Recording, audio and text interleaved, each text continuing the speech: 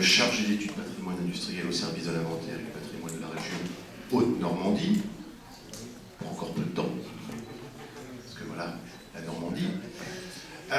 Ensuite, une intervention de Dominique Laprissantenac, qui est architecte des bâtiments de France et chef du service territorial de l'architecture et du patrimoine du Calvados. Et puis après, il y aura une petite pause et Ophélie, d'abord François Guiguet, qui est le programmiste de la Grande Halle, qui interviendra, et ensuite Ophélie Desrolles, au nom de Normandie Aménagement, aura la lourde tâche de nous dire finalement les projets de Normandie Aménagement autour de la Grande Halle. Moi je voulais très sincèrement, cela a été déjà dit plusieurs fois, mais remercier les organisateurs de ce colloque, parce qu'il y a de l'intelligence, il y a une envie, il y a une volonté, il y a vraiment une joie de se retrouver là ensemble depuis 2 jours. Ce qui est important, ce qui est intéressant aussi sur les temporalités, entre après 1993, le deuil, la violence, la brutalité, que l'on a retrouvé, y compris dans les problématiques de réaménagement de l'ex-site SMN, et aujourd'hui on sent que voilà, il y a des formes, je dirais, d'apaisement et de processus de construction qui nous permettent, et c'est ça aussi que l'on retrouve au sein de ces 2 jours, d'avoir finalement, d'avancer et d'être maintenant dans la période de penser la reconversion des bâtiments, de penser les nouvelles étapes, y compris en termes d'économie, en termes d'aménagement industriel, mais aussi urbain de l'espace ex-SMN. Et c'est pour cela que cet après-midi, on va être dans des exemples. Alors des exemples aussi bien, je dirais, à l'étranger. Je crois que ça va être un peu l'optique de votre première intervention sur la reconversion des bâtiments industriels. Principe, exemple et enjeu, nous montrer que c'est possible, que c'est réalisable probablement ailleurs. Comment, pourquoi? Donc je vais vous laisser dès maintenant commencer à intervenir. Et puis il y aura bien évidemment les questions, le jeu des questions-réponses. Il faudra, voilà, comme cela a été le cas ce matin, ne pas hésiter à nous interpeller, et quand je dis à nous interpeller, y compris les politiques, puisque voilà, plusieurs fois a été posée la question, mais que font les politiques par rapport, en l'espèce, à la halle, aux vestiges, aux derniers? Et ils sont importants, même si on regrette tous très fortement que peu de choses restent par rapport à l'immensité de ce qu'était l'ex-SMN, mais pourtant il y a encore beaucoup de choses. Et je crois qu'il est important que, eh bien, il y ait, grâce à vous aussi, des positionnements politiques qui soient proposés pour imaginer le futur. Je vous cède la parole, alors je ne sais pas si vous prenez le micro, très bien. Merci, bonjour à tous, et merci à l'association Vivre Ensemble au Plateau et à la commission, surtout à la commission Métallo, pour leur invitation à ce colloque, dont le thème c'est le devenir du patrimoine, notamment du patrimoine au Normand et encore plus particulièrement celui de la SMN. Si j'ai bien compris, de ce site de 200 hectares qui a fermé en 93, il ne reste plus actuellement en termes de bâtiments de production en fait que 2 éléments. J'exclus l'habitat ouvrier, donc la tour de réfrigération et la grande halle, pour lesquels se pose aujourd'hui la question du nouvel usage, donc de la reconversion. Donc c'est le thème qui va être celui de mon intervention aujourd'hui, la reconversion. Donc, avant d'entamer, de rentrer vraiment dans le thème, je voudrais vous expliquer un peu comment j'en suis venue à m'intéresser à la reconversion, puisque moi je suis comme ma collègue que vous avez entendue hier, Stéphanie Dupont. Je suis chercheur patrimoine industriel, donc en région de Normandie. Et mon intérêt, donc je m'occupe du recensement, de l'étude du patrimoine industriel, et mon intérêt pour la reconversion de ce patrimoine industriel est né très tôt, d'un constat donc, que j'ai fait très tôt en travaillant sur la ville d'Elbeuf, donc une ville drapière en Haute-Normandie, qui fut en 92 mon premier terrain d'étude. Et à l'issue de l'inventaire du patrimoine industriel de cette ville a été menée une série de protections au titre des monuments historiques, qui a abouti au classement et à l'inscription de 6 édifices, manufactures ou usines, et l'une d'elles, témoignant de l'activité drapière de cette ville, et l'une d'elles, malgré sa protection au titre des monuments historiques, donc bien qu'inscrite au titre des monuments historiques, a été détruite. Donc faute d'entretien, faute de volonté et surtout faute de réelle réflexion vis-à-vis de l'avenir de ce site. Donc ces 6 bâtiments protégés, une détruite, et à contrario sur Elbeuf, donc à la même époque, il y avait déjà l'usine Blin et Blin, dont on va voir après l'exemple plus précisément, qui était, elle, déjà reconvertie en logements sociaux et qui n'a pas fait l'objet de protection au titre des monuments historiques parce qu'en fait, sa reconversion lui garantissait sa pérennité. Donc, elle avait été exclue de la protection. Donc, cette expérience que j'ai eue à Elbeuf très tôt, donc il y a plus de 20 ans, ça m'a fait comprendre 2 choses. Donc, que la reconversion du patrimoine est le meilleur rempart à la démolition d'un site. Un rempart bien plus efficace qu'une protection au titre des monuments historiques. Et la deuxième chose que j'ai compris, c'est que la reconversion était en quelque sorte le maillon manquant de la chaîne patrimoniale. En effet, à quoi bon recenser le patrimoine, à quoi bon l'étudier le patrimoine, à quoi bon le faire valoir, le valoriser, et même à quoi bon le protéger si on n'a pas de réflexion sur l'avenir des sites. C'est-à-dire que si on n'a pas de réflexion sur la réactivation du patrimoine par l'usage. Et on sait que cette nécessité d'usage s'applique tout particulièrement au patrimoine industriel, car contrairement à une église, une usine doit gagner sa vie pour continuer à exister. Donc, maintenant, aujourd'hui, la question de la reconversion du patrimoine, elle fait l'objet d'un intérêt de plus en plus grand en France. Les publications se multiplient, donc d'où la couverture du livre que j'ai réalisé en 2013. Les colloques aussi se multiplient sur le sujet, on voit celui-ci aujourd'hui, et même la Cité de l'Architecture, une petite info, s'est emparée du thème de la reconversion et propose une exposition qui s'intitule, donc cette année, une exposition qui s'intitule « Un bâtiment combien de vies ?»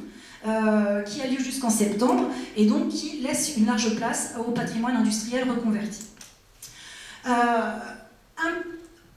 Un historique d'abord, l'historique de cette démarche de la reconversion. Donc il faut savoir que la reconversion, c'est une pratique architecturale récente qui apparaît aux États-Unis dans les années 60 avec la reconversion des espaces portuaires, donc ce qu'on appelle les waterfronts, et la transformation des entrepôts et des usines désaffectées en lieux de commerce et de loisirs. Donc ici, à l'écran, la toute première reconversion qui a été réalisée donc, aux États-Unis, on est en 1962, c'est l'usine Girardelli, on est à San Francisco, et cette ancienne chocolaterie que vous devinez, parce qu'en fait elle se fond maintenant dans un paysage urbain très, très dense, a été reconvertie en centre commercial. Donc c'est à l'origine une opération privée, qui s'inscrit en fait dans la mode des lofts d'artistes qui a démarré aux États-Unis dans les années 50 et qui joue aussi sur la plus-value culturelle du bâtiment existant. D'ailleurs, il faut savoir que l'usine Girardelli a été protégée au titre des monuments historiques, bon, c'est pas le thème qu'on emploie là-bas, mais par l'État de Californie, 20 ans après sa reconversion. L'usine Girardelli va déclencher une dynamique de reconversion donc aux États-Unis avec des projets du même type à Boston, à Chicago, etc.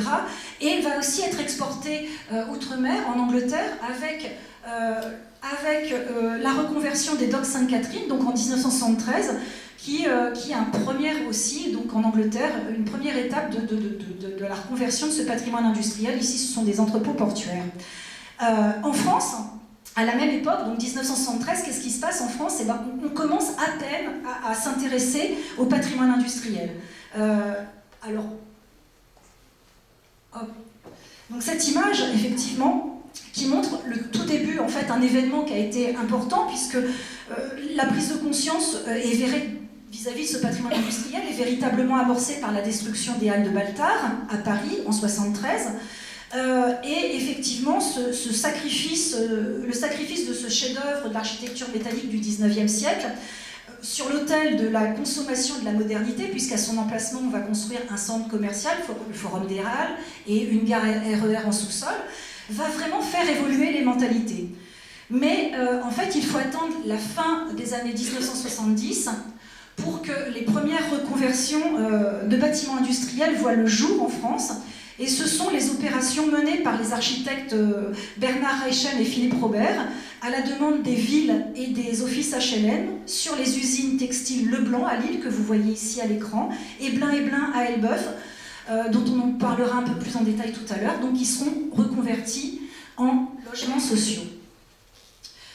Mais en fait, c'est vraiment la reconnaissance et de cette démarche de reconversion du patrimoine industriel vraiment gagne ses lettres de noblesse avec le sauvetage des grands édifices parisiens que vous connaissez tous, qui sont par exemple la gare d'Orsay, qui a été transformée en musée, et la halle de la Villette, qui est devenue un lieu de spectacle. Quelques définitions, parce qu'en fait, qu'est-ce que c'est? C'est quoi la reconversion? Alors, c'est l'occasion pour moi de lever une confusion entre deux termes qui sont trop souvent employés indifféremment, reconversion et réhabilitation. Bon, en fait, il faut savoir, la réhabilitation, c'est l'exact opposé de la reconversion. La réhabilitation, c'est une démarche qui consiste à remettre en état ou aux normes un bâtiment ancien ou dégradé pour qu'il puisse conserver son ancienne fonction, sa fonction initiale. Donc en fait, il n'y a pas de changement d'usage dans une réhabilitation. La reconversion, au contraire, implique un changement d'usage. Mais ce n'est pas qu'un simple changement d'usage, cette reconversion. Ce n'est pas qu'une simple réutilisation. C'est une démarche en fait plus complexe qui nécessite comme point de départ la reconnaissance de la valeur patrimoniale de l'édifice existant et qui va concilier la préservation de ce patrimoine et l'intervention architecturale contemporaine requise par le nouvel usage. Donc ainsi, on peut dire que la reconversion, elle associe deux pratiques qu'on a longtemps pensé antagonistes, c'est la conservation du patrimoine et la création architecturale. Alors, quelles sont les bases de la reconversion? Parce qu'en fait, même si la reconversion, c'est une expérience avant tout empirique, qui s'effectue en fonction des sites auxquels on a affaire, elle s'appuie sur quelques principes de base. J'en ai mis 3 à l'écran, les 3 principaux. Donc la première règle de la reconversion, c'est la priorité donnée à l'existant. Ça veut dire que la reconversion, en fait, elle renverse complètement le principe de l'architecture moderne, de la construction neuve, qui veut que la forme découle de la fonction.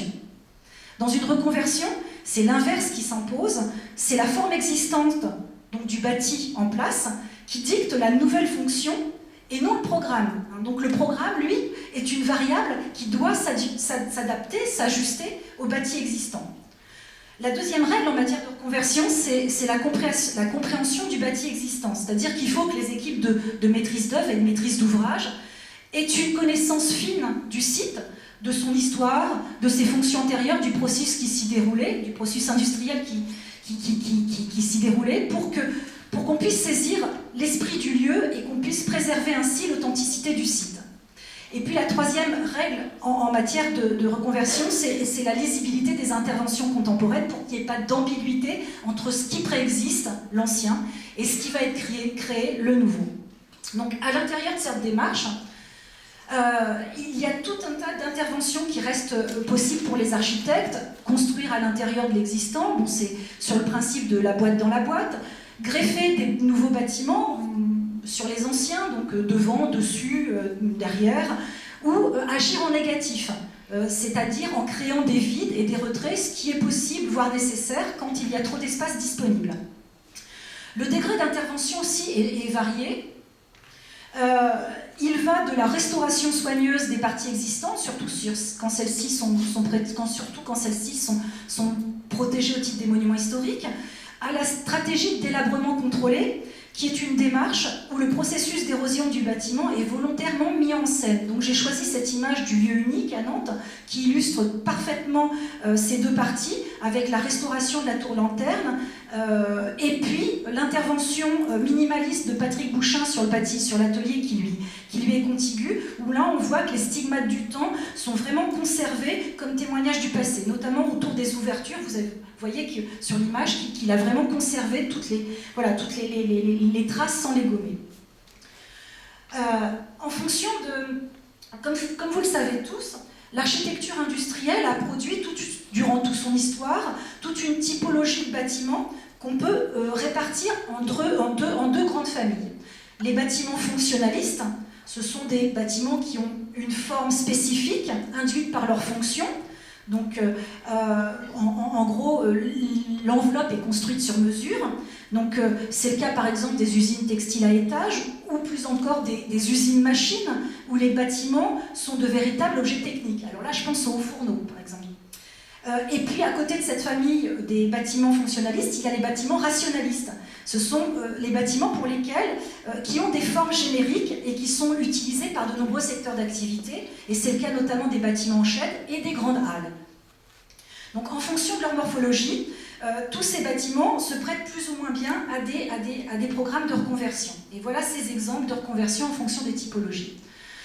Donc, commençons par les bâtiments textiles.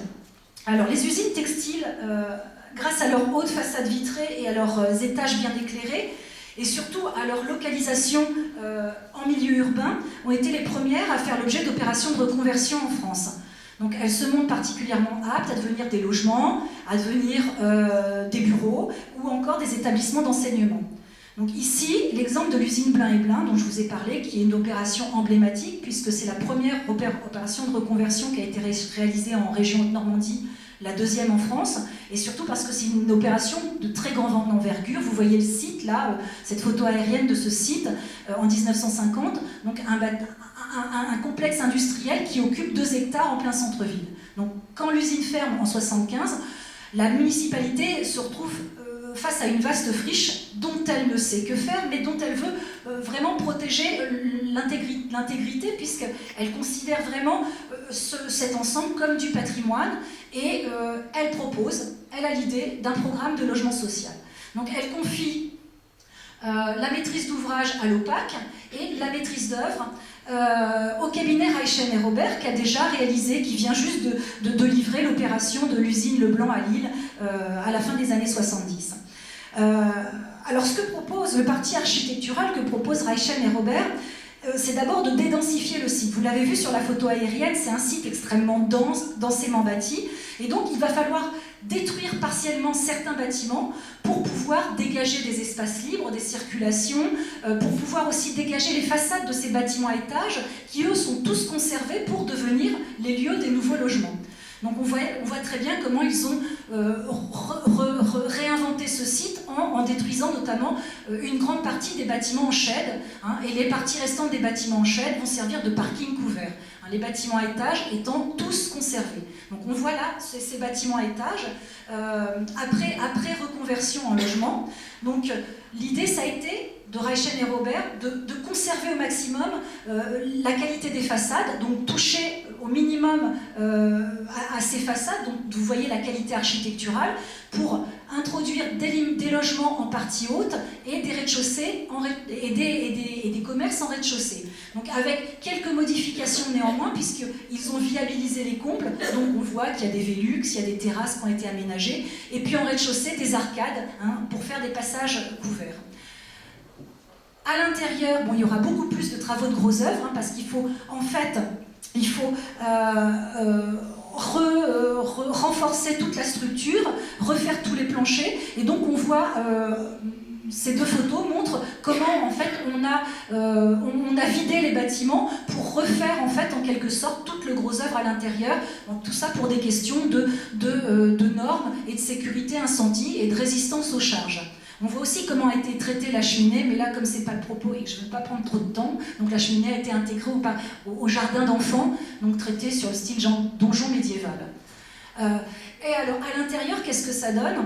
Donc, à l'intérieur, vous voyez sur la photo avant reconversion, le travail du textile, et vous comprenez l'importance de la lumière naturelle dans ces usines textiles.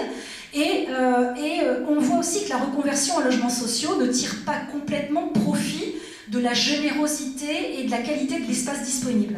Mais pourtant, il faut savoir que cette opération a permis de réaliser des logements des surfaces habitables de 25% supérieures aux normes habituelles du logement social. Donc l'intérêt d'une reconversion, c'est ça aussi, c'est qu'on tire parti de l'espace existant. Donc cette opération s'est achevée en 83 et elle a coûté 40 millions de francs à l'époque pour la création de 150 logements créés. Autre exemple, donc c'est un autre exemple de filature, donc bâtiment à étage, reconverti en logement, mais là on est sur un autre type de logement puisque ce sont des lofts. Donc encore, même chose, même scénario, une usine qui ferme dans les années 70, qui reste en déshérence plusieurs années, bien que réutilisée à un moment par les nouvelles galeries comme entrepôt. Et heureusement, le bâtiment a failli être détruit, et heureusement, un promoteur parisien s'est intéressé à ce site et l'a racheté en 2001 pour le reconvertir en loft. Et donc là, l'idée, c'était vraiment de préserver le caractère industriel du site, donc de préserver les façades.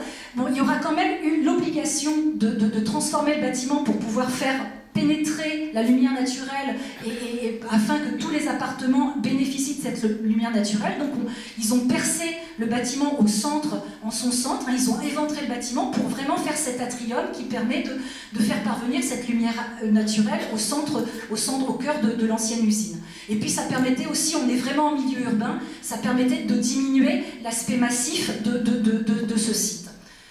À l'intérieur, respect aussi, donc vous voyez qu'on n'est pas du tout sur un modèle de logement social, c'est du loft. Donc là, on tire parti des volumes, avec les grandes baies sont toujours présentes. On a des hauteurs sous plafond qui permettent l'installation de mezzanines, et puis tous les matériaux ont été conservés. Bon, alors il y avait quand même un traitement ignifuge de tout ce qui était un peu dangereux, donc les poteaux de fonte, les poutres, les planchers ont été aussi revêtus de béton, donc voilà. Mais sinon, on a effectivement très peu modifié les volumes intérieurs. C'était le principe du loft. Autre type de bâtiment, donc on change de typologie, on est sur ces bâtiments, ces ateliers couverts en shed, donc ces ateliers qui sont reconnaissables grâce à leur toiture en dents de scie. Donc ces bâtiments en shed, ils ont une morphologie très contraignante, parce qu'en fait, l'éclairage est souvent exclusivement zénital, donc par cette toiture en shed. Ce sont des bâtiments qui occupent de très, très grandes surfaces au sol et qui ont de très faibles hauteurs sous plafond. Donc que faire de ces sites un peu contraignants? Donc il y a eu plusieurs exemples. Là, je vous montre deux exemples. Alors, il trouve quand même des réutilisations assez étonnantes. Ici, à Louviers, un atelier en shed a été transformé en bibliothèque municipale. Donc, la volonté de la ville était très forte. Elle cherchait un lieu pour réimplanter sa bibliothèque, sa médiathèque. Et Louviers, comme Elbeuf, c'est une grande ville textile. Et donc, ils avaient effectivement un nombre de sites disponibles, dont cet atelier en shed. Et la ville a fait l'acquisition de ce bâtiment pour y installer cette nouvelle bibliothèque. Donc là, on voit aussi qu'il y a eu un vrai respect du bâtiment d'origine, avec la couverture, la toiture maintenue, les structures délibérément laissées apparentes. Et donc, ce qui va être créé de nouveau, c'est ce qu'on ne voit pas sur la photo, c'est en fait les bâtiments greffés à cet atelier, à cet ancien atelier en shed. Autre exemple, alors là que je trouve vraiment, parce qu'une reconversion c'est pas forcément de gros moyens, de gros budgets, il suffit d'avoir des idées, et puis de trouver le programme qui colle au mieux au bâtiment qu'on a en face de nous. Là encore, donc là on est à Elbeuf, c'est un bâtiment qui n'avait pas intéressé à Reichen et Robert, puisque Reichen et Robert c'était vraiment exclusivement focalisé sur les bâtiments à étages, c'était le programme, c'était du logement, donc... Et ces ateliers en shed, les portions qui ont été conservées se sont retrouvées à nouveau abandonnées. Les parkings ont été implantés ailleurs, et donc ils se retrouvaient avec ce type de bâtiment. Et donc l'idée a émergé d'une salle de boxe. Et donc, quand ils ont proposé ce programme, ils ont trouvé un architecte qui a vraiment pris à bras-le-corps cette opération et vraiment a souhaité ne modifier le moins possible ce bâtiment. Et on voit que finalement, alors les travaux ont consisté à mettre des panneaux solaires en toiture, ce qui permettait de donner à l'opération un aspect HQE, ce qui était ce qui est toujours très à la mode. Et puis minimum de travaux à l'intérieur de l'atelier, c'est la création d'une mezzanine pour faire un bureau, et puis le revêtement des sols, puisqu'on est sur une salle de sport. Autre typologie de bâtiments, ce sont les grandes halles. Alors les grandes halles, elles apparaissent dans les années 40 en lien avec le chemin de fer.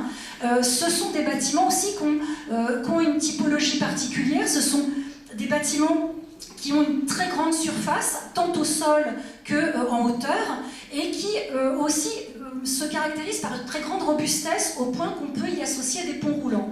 Donc ces grandes halles, en fait, elles laissent l'opportunité de programmes très variés. Beaucoup de programmes culturels, des programmes commerciaux et aussi des programmes multifonctionnels. Ici, cet exemple montre un programme culturel, alors aussi fait aussi avec le minimum de coûts, hein, parce qu'en fait, là, la ville de Sotteville, quand elle a commandité cette transformation, elle voulait effectivement faire le programme pour cette salle, pour cette grande halle, c'est de devenir un centre national des arts de la rue, c'est-à-dire un lieu de création et de création pour les artistes de rue. Donc l'idée c'était de réinvestir un patrimoine, puisque cette grande halle, qui est une ancienne chaudronnerie ferroviaire, était vraiment identifiée par la commune comme du patrimoine ferroviaire. Sotteville, c'est une grande ville ferroviaire, de construction de machines à vapeur, de construction de locomotives, etc. Donc en fait, l'idée c'était de vraiment réinvestir du patrimoine pour le sauver, mais à moindre coût. Là, effectivement, les finances étaient telles qu'il ne fallait pas se lancer dans des travaux trop importants. Donc la ville a demandé aux architectes, maîtres d'œuvre de l'opération, de faire une opération extrêmement minimaliste, hein, en termes de reconversion, et donc d'utiliser au mieux la physionomie de cette halle. Donc en fait, très peu de modifications, réfection des toitures, réfection en gros du clos et couvert, et puis les artistes de rue, ils avaient besoin de quoi? Ils avaient besoin d'ateliers aussi. En fait, ils travaillent en atelier. Et donc, en fait, les cloisonnements se sont faits avec du parpaing brut, hein, des parpaings de ciment, laissés bruts comme ça, puisqu'on était aussi dans l'esprit industriel du lieu. Et puis, voilà, avec le minimum, pour un coût très modique, donc le coût, en gros, de cette grande halle. Ça a été 4 millions de francs à l'époque, hein, pour la transformation de cette grande halle en lieu de création et de vie pour les artistes, parce que ce qu'on ne voit pas, ce qui se trouve derrière nous sur la photo, c'est en fait une boîte qui a été construite à l'intérieur de cette grande halle où ils vont avoir leur lieu de restauration, leur lieu pour dormir et leur lieu de vie en gros. Oh, alors, bon, je me suis demandé, parce que j'avais pas d'exemple sur la région, là je peux vous montrer d'autres reconversions de halles, alors grandes ou moyennes, mais donc là c'est en région Haute-Normandie, avec une halle qui est devenue une grande halle, qui est devenue une salle des fêtes, un centre culturel, une salle des musiques actuelles, mais je me suis demandé aussi, pour coller au plus près à la typologie de ce que vous avez ici à la SCMN, c'est, voilà, j'ai cherché dans mes listes de grandes halles reconverties ce qu'il y avait, voilà, le plus proche dans la typologie. Et j'ai trouvé une opération qui est en cours aujourd'hui. C'est celle qui consiste à la reconversion de la halle Fraissinet à Paris, dans le 13e. C'est l'ancienne grande halle de la gare d'Austerlitz. Et cette grande halle, bien que, là encore, on revient sur l'idée de protection au titre des monuments historiques, cette grande halle, bien que protégée au titre des monuments historiques en 2012, a bien failli être détruite parce qu'en fait, le maire de Paris, la ville de Paris, avait demandé sa désinscription en vue de la construction, en vue de la destruction, pour la construction de logements neufs. Donc, l'État s'est un peu arc-bouté et finalement, vous le savez, cette grande halle qui est vraiment un patrimoine incroyable, hein, construite par l'ingénieur Eugène Fraissinet dans les années 1920, avec une halle en béton armé précontraint, avec des dimensions incroyables, 300 mètres de long, 50 mètres de large. Enfin, vous voyez ce bâtiment qui est un bâtiment, un chef-d'œuvre, hein, du XXe siècle. Bon, ça aurait été vraiment dommage qu'il disparaisse, et dommage d'autant plus qu'il disparaisse, bien qu'inscrit. Donc il y a eu quand même des réflexions, et puis finalement, très récemment, en 2013, le site a été racheté par Xavier Niel, le fondateur de Free, et pour la modique somme de 70 millions d'euros. Et donc on n'est plus sur les mêmes tarifs, mais on est à Paris, hein, près de la gare d'Austerlitz. Et donc le projet, le programme, c'est de devenir un incubateur sans S de start-up. Donc la maîtrise d'ouvrage, c'est un projet qui est en cours, hein, j'ai mis 2016 parce que la livraison est prévue en 2016. Donc la maîtrise d'œuvre a été confiée à un architecte connu qui s'appelle Jean-Michel Villemotte, qui lui a déjà réfléchi à la façon dont il va réinvestir cette grande halle qui est un patrimoine, qui est un véritable patrimoine, un véritable monument protégé. Et donc l'idée, c'est de conserver toute la halle centrale pour en faire un lieu polyvalent, un lieu de circulation, un lieu de rencontre, et finalement de mettre tout le programme, donc ces offices de start-up, ces bureaux, dans les halles, dans les nefs qui sont latérales. Donc on voit aussi l'utilisation de conteneurs. Bon, là, le conteneur, ça revient toujours, c'est un peu le... Voilà, c'est maintenant, c'est l'idée de l'industrie, le conteneur d'industrie. Donc là, c'est l'idée du transport aussi, puisqu'on est sur une halle ferroviaire. Alors, ce qui est intéressant, enfin, la haute typologie, ce sont les bâtiments techniques, puisque vous êtes confrontés, vous, vis-à-vis du patrimoine de la SMN, à des bâtiments techniques. Bon, la grande halle, voilà, une possibilité, s'orienter vers, regarder un peu ce que font à Paris Villemotte et Niel sur la halle Fraissinet. Les bâtiments techniques posent vraiment beaucoup plus de problèmes parce qu'en fait, en quelque sorte, ce sont des usines-machines qui sont la forme la plus poussée du fonctionnalisme industriel et qui requièrent davantage d'imagination et d'audace pour leur reconversion. Donc j'ai cherché parmi les bâtiments techniques ce qui pouvait se rapprocher de chez vous, de ce que vous avez ici, mais bon, je me suis dit quand même les silos, là ici c'est une cimenterie, c'est intéressant, et c'est un bâtiment technique qui est compliqué à reconvertir. Et je me suis dit que ces silos étaient intéressants pour commencer parce qu'en fait c'est une opération qui a été très novatrice, qui a été réalisée en 1975, on est à Barcelone. En fait, l'histoire de cette reconversion, c'est Ricardo Bofill, l'architecte Ricardo Bofill, très connu, qui en 1973 découvre cette cimenterie qui se trouve à côté de Barcelone et qui tombe véritablement amoureux du lieu et qui décide d'en faire son agence et sa résidence personnelle. Donc en fait, sur cette cimenterie, il y a une trentaine de silos. Donc des silos, c'est ces cylindres en béton complètement aveugles. Il ne va pas les garder les 30, il en garde une dizaine. Et dans cette dizaine de silos, il introduit ce programme d'agence et de résidence.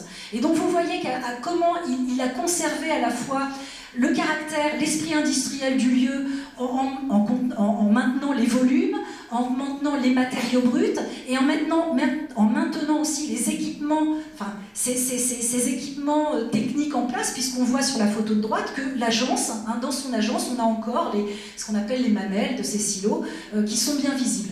Bon, par contre, voilà, c'est le début du postmodernisme et il a percé pour donner du jour, les silos, ce sont des cylindres complètement aveugles. On voit qu'il a traité les percements avec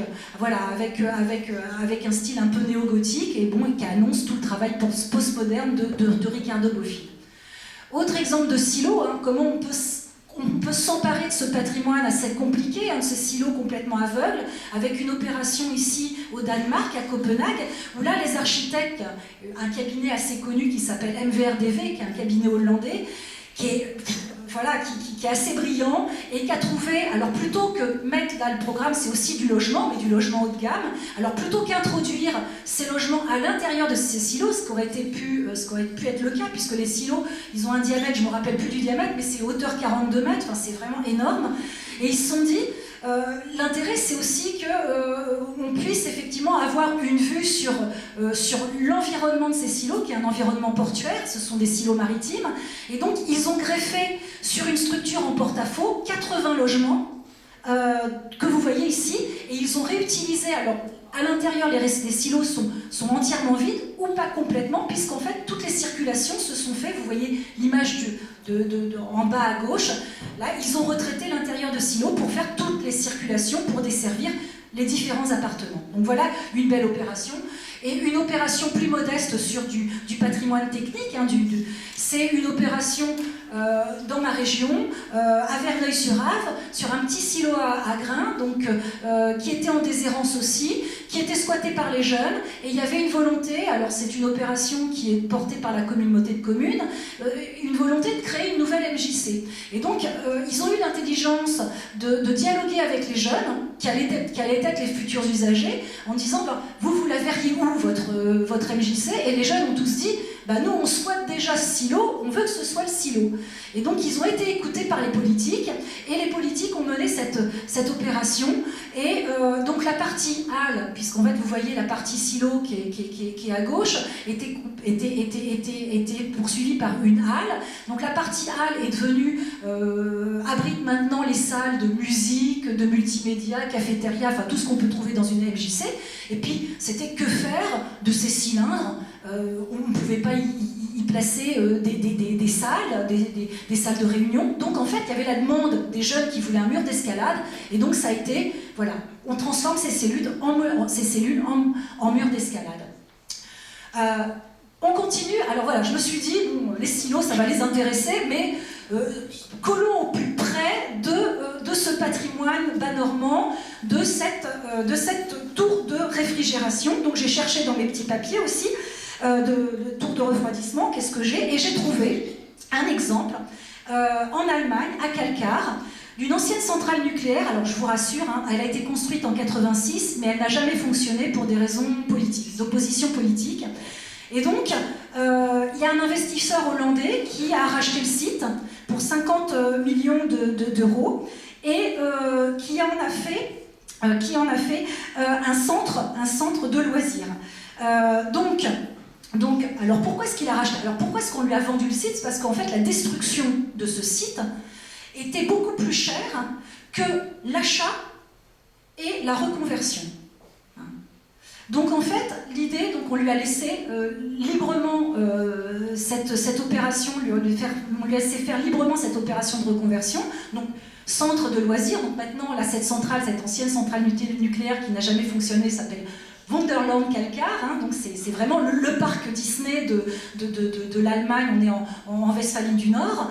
Et donc, tous les bâtiments qui contenaient les réacteurs ont été transformés en hôtels, donc résidences, restauration et bars.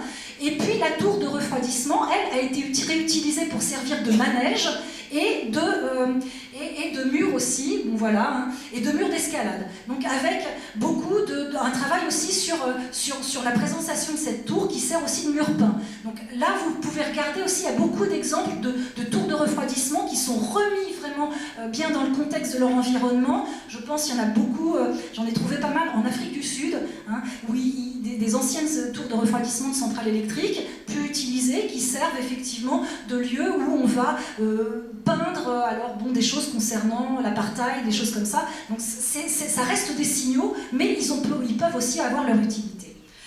Donc maintenant, on est dans les bâtiments techniques, des reconversions au fourneau, c'est plus compliqué. Mais j'ai trouvé quelques exemples, avec des programmes très différents.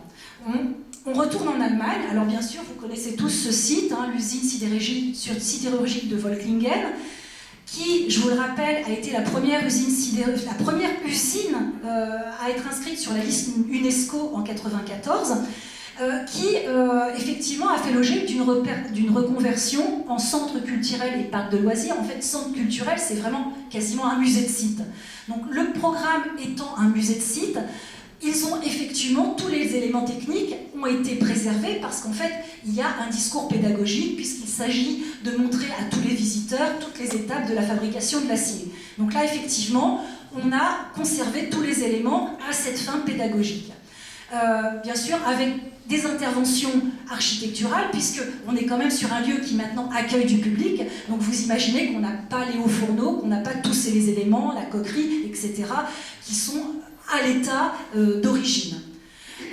Autre exemple en Allemagne, l'usine sidérurgique de Duisbourg, donc dans la Ruhr, qui elle est devenue un parc paysager. Donc un programme où effectivement l'idée c'était de partir de ce site, de se dire effectivement on le laisse finalement libre de toute construction neuve et on réintroduit la nature à l'intérieur de l'usine. Et les hauts fourneaux, tous ces éléments techniques que vous connaissez mieux que moi, que vous arrivez à identifier, là on voit au premier plan les bassins de décantation, ont été vraiment introduits et font partie de ce parc paysager et servent aussi aux activités ludiques, puisque moi j'y suis allée en vacances et effectivement on peut grimper. Alors sur les hauts fourneaux, certains sont sécurisés, d'autres éléments ne sont pas sécurisés, mais voilà, on a vraiment un discours entre ce patrimoine industriel préservé et puis la fonction de ce nouveau parc. Alors voilà, j'ai cherché d'autres exemples parce que je me dis, bon, là on est vraiment sur des programmes très différents de ce qui se passe à la SMN. Et je me suis dit, il faut vraiment que je colle au sujet. Et j'ai trouvé vraiment un exemple qui me semble assez incroyable, qui est en cours et qui se trouve au Luxembourg, sur une usine qui est fermée depuis les années 90. C'est l'usine sidérurgique, bon, c'est ArcelorMittal, c'était ArcelorMittal quand elle a fermé, et qui se trouve donc à Belleval. En fait, on est au sud du duché, on est quasiment à la frontière lorraine.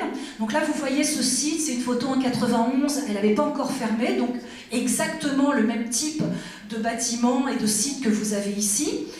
Et quand elle a fermé, au milieu des années 90, l'État luxembourgeois et les communes de Belleval, les communes d'Esch, les communes d'Aslet, étaient vraiment partie prenante pour conserver ce site au maximum, sachant que le programme de reconversion de ce site, on ne pouvait pas garder l'usine dans cet état. Le programme n'était pas celui d'un parc de loisirs, ni d'un parc scientifique, ni d'un jardin paysager. C'était celui d'une ville nouvelle. Donc on est quasiment sur le même programme que le vôtre. Une ville nouvelle avec une mixité à la fois des activités, c'est-à-dire qu'il y a de l'économie, il y a de l'université, il y a de l'habitat, il y a du loisir. Et donc, il fallait trouver un moyen de conserver ce site tout en y greffant ses activités. Alors il y a eu une mixité aussi dans le partenariat. Je ne sais pas ce qui se passe ici au niveau de la SMN, je ne connais pas tellement le contexte local, mais donc il y a eu partenariat privé et public. Donc il y a eu création d'une selle qui va racheter le site, qui va viabiliser le site, c'est-à-dire le dépolluer, commercialiser les parcelles, qui va paysager le site. Et voilà ce que donne, parce que c'est en cours, donc voilà ce que donne ce nouveau Belleval. Donc où vous voyez donc, là, comment la ville se construit, donc là les activités économiques sont déjà là. Donc vous avez un immeuble tout récent qui est celui de la Banque Dexia, qui s'est complètement greffé aux hauts fourneaux. Les hauts fourneaux sont toujours là. Ici vous avez l'Université des sciences, c'est la grande université des sciences du Luxembourg qui s'est greffée vraiment dans le site.